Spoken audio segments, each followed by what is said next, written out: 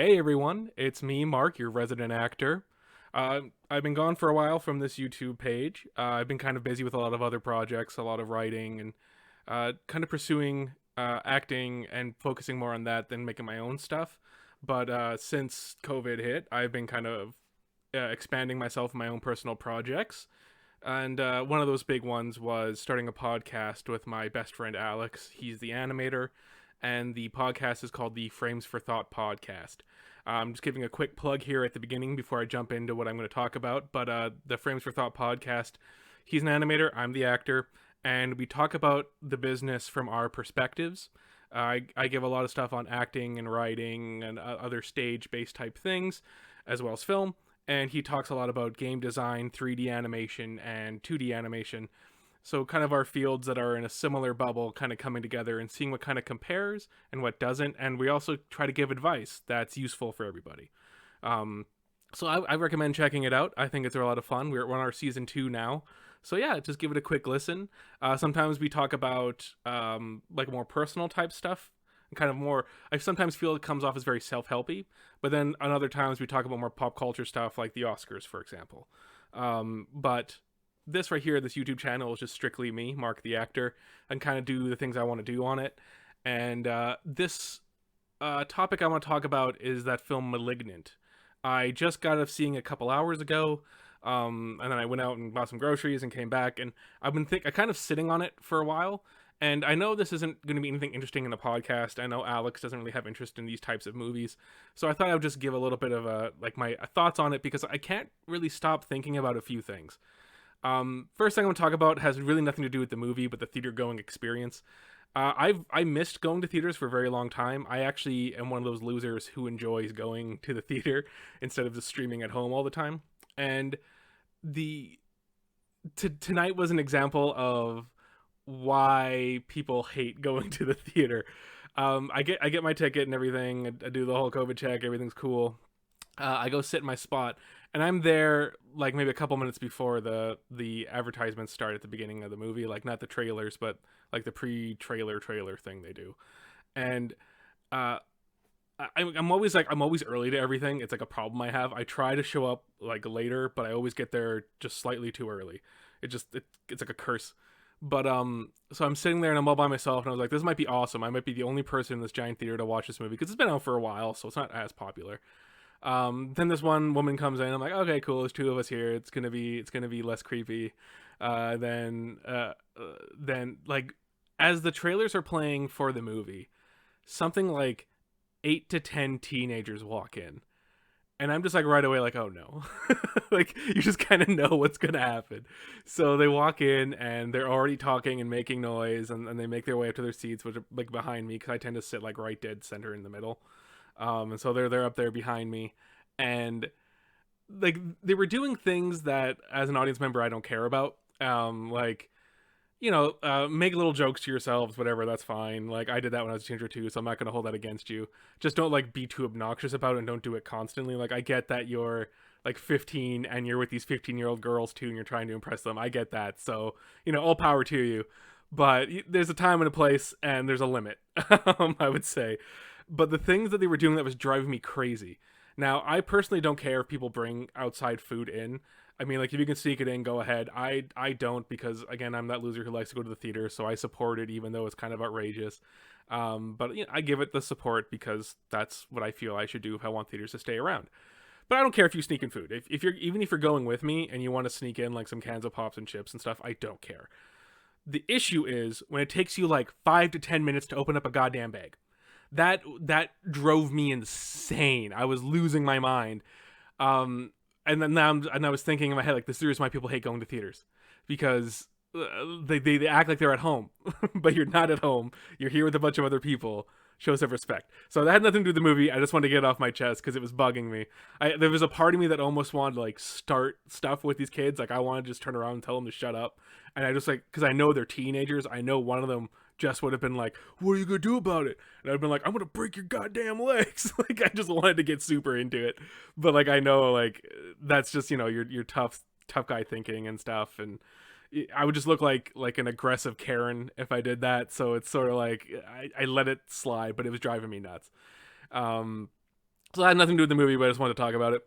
So about the movie itself, I was really interested in seeing this film because a lot of the horror people that I follow on YouTube and on Instagram and Twitter, a lot of them have mentioned the movie, and all of them mention a twist, and I stopped watching before they talk about the twist.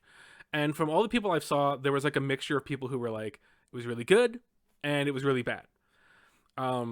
So I felt like the twist is that thing that kind of uh, tells you what your opinion of the film is going to be.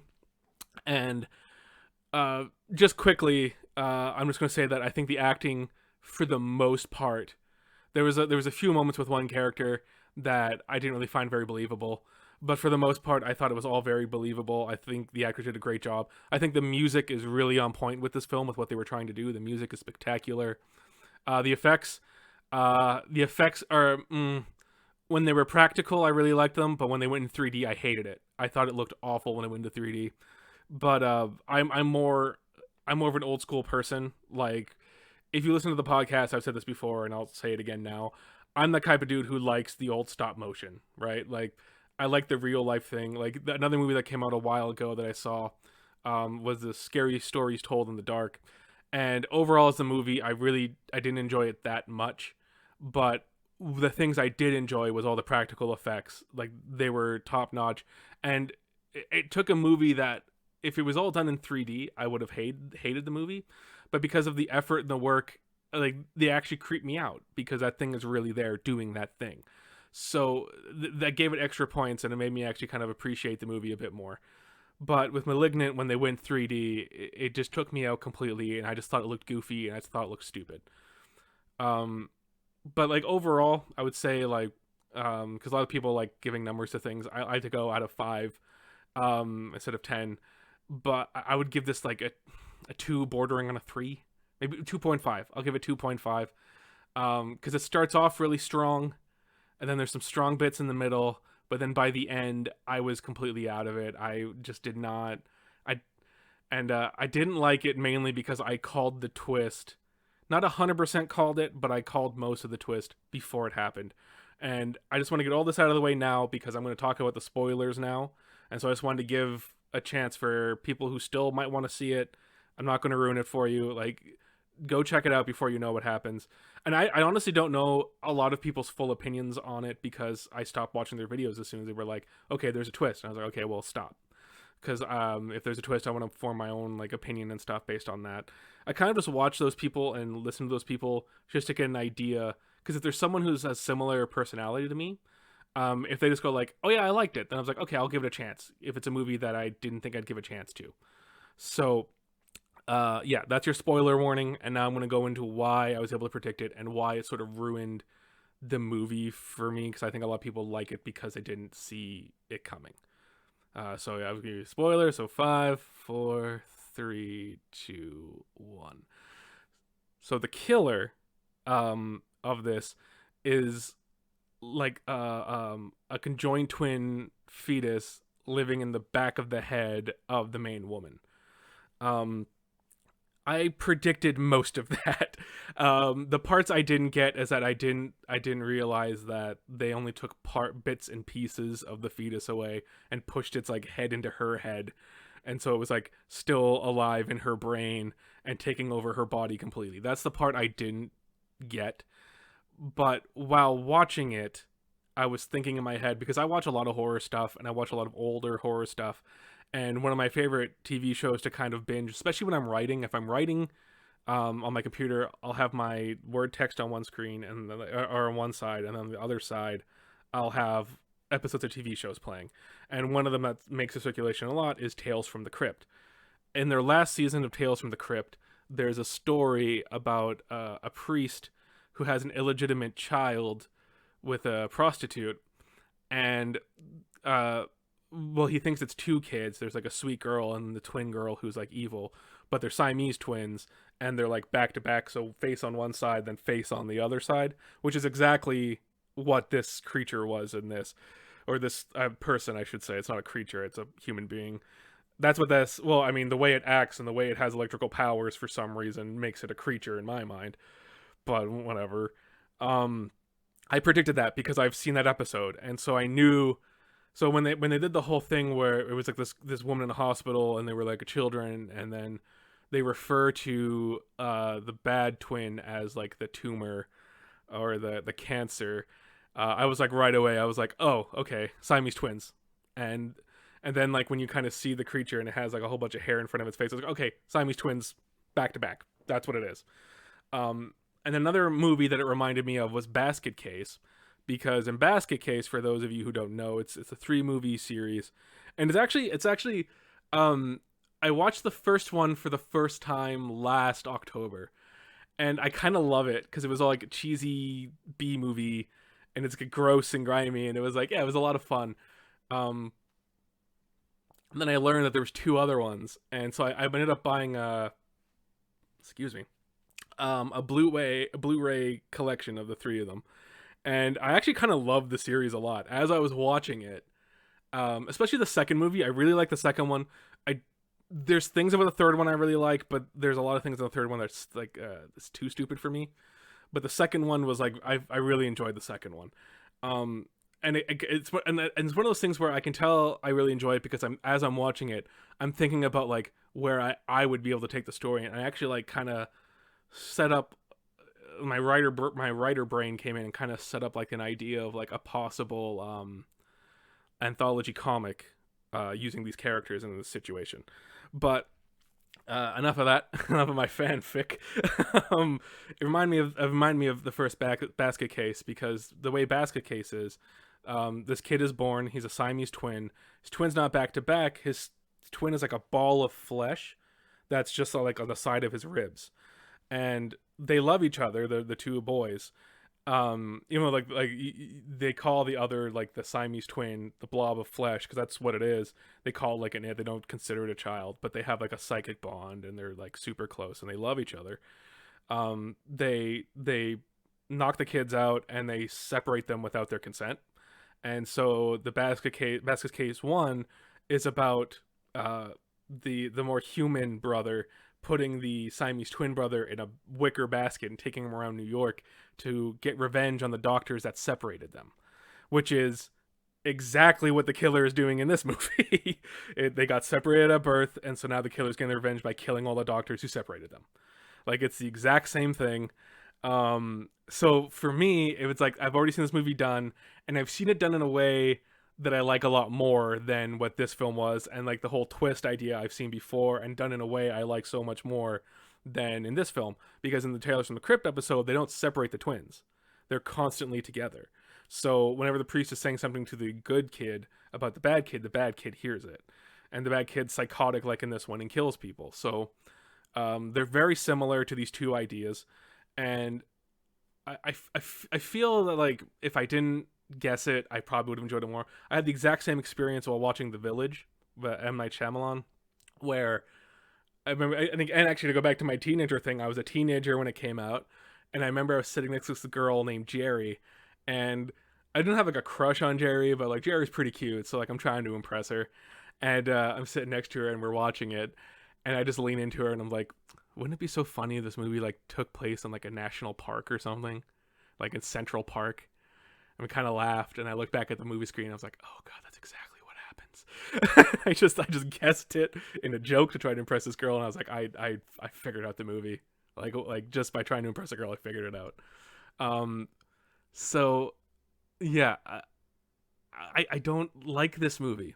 And I might be in a minority, and I'm saying it because most of the people I know who've talked about it have said they liked it, and I just want to be that voice, one of the few voices out there, because I know I'm not the only one, saying that it's not very good. And one of the reasons why the CG at the end I didn't enjoy is that we have this very interesting, unexplainable killer throughout the film. Like, it's hanging like upside down from like the rafters. It's able to do like hardcore parkour for some reason. It has super strength for some reason. It can control like electronic devices, so like your phone will ring and like a distorted voice will come out through it, and it can like explode light bulbs by surging too much energy. Like, none of this stuff is explained. It can just do it because, and I kind of hate that. Like, say what you will about like 80s slasher movies, But like Jason Voorhees, he's an evil undead like zombie murderer at a point. And so like, okay, that explains like super strength and everything right there, because we can just go like, okay, like we've seen this guy get resurrected magically. Okay, I'm willing to disbelieve that. But the problem with this film is that this monster is still connected to this woman. So the monster takes over the woman's bodies to commit these murders and do these things. So this woman can just magically be super quick, super agile, and super strong for some reason. Um, I guess you could argue it's the way they were born. It's just like some naturalistic thing. I kind of hate that. I would have liked it a lot more if it was just like a normal type serial killer. But this thing is like taking out an entire police station of police, doing like hardcore parkour jumps, kung fu crap, and just like breaking people's arms and stuff. And it's just it gets to a point where it's like, okay, I'm not watching a horror movie anymore. I'm watching like a wannabe action film, and it's just the gears shift didn't work for me. I'm sure it worked for a few people, but for me, it just wasn't clear enough, and I wasn't having fun by the end. And I like my action movies. I like my kung fu movies. I'm a gotta get used to that camera. I'm a kung fu guy, obviously. So I like kung fu, but it's just not. It wasn't for me. It just wasn't for me. I didn't enjoy it. And I wanted to like this because the concept is great. Even though it's not super original to me, I know that there's a lot of people, it's like their first time seeing a thing like this, and I want them to like it and I want them to enjoy it. And there's some artsy stuff in it that I really enjoyed. So there is some good things in this film, but just overall, it just didn't grab me. Or it grabbed me, then it lost me. It let go of me. Um, I was disappointed because I really wanted to. Maybe this is the reason why I felt like I had to make this video, is because I really wanted to enjoy it. I really wanted to come out of that feeling really good, feeling really really happy that I saw this movie. Because this is also my first movie back since COVID in the theater. I think the last movie I saw in theaters was the Sonic the Hedgehog movie, and then they closed the theaters. And I've been trying to be a good boy and staying at home and doing all that. I have both my jabs and all that stuff. But today I was like, no, like I want to go back to the movie theater. I miss it. I used to go to the movie theater like every Sunday. Just because I like it. I like movies. But yeah, I wouldn't recommend this one to a lot of people. You can't even treat it as like a good scare movie. Like you can't like just go and get scared and go, oh, you can't even do that with it because it's not. It becomes action schlock, and action schlock is fine if that's what you're gonna go see, not if. Yeah, but I mean, there is some really cool stuff in it too, though. I don't know. I said like 2.5 out of 5, so just under pass, just under passable. But yeah, give it a look if you want. See if you enjoy it. But if not, I know one thing you will enjoy, and that is the Frames for Thought podcast, starring me, Mark the actor, and my best buddy, Alex the animator. We post a new podcast every Monday. You can find it on Apple, you can find it on Spotify, wherever you can listen to podcasts. That's where you can find us. Please, we would really, really, really appreciate as much people signing up as possible. They're more interesting than the conversation we had now, because there's another voice to challenge me, or we can agree on something, or maybe he brings up something I didn't think about. It's really worth listening to. Plug. Yeah, follow us on our YouTube as well, Frames for Thought podcast. Follow Mark My Words on the on YouTube as well. You could also follow me on Instagram at Mr. Mark Manning, or on Twitter at Mr. Mark Manning, or better yet, you can follow the podcast on Instagram at Frames for Thought Podcast, and on Twitter at Frames Podcast, or on our Facebook page at the Frames for Thought Facebook page.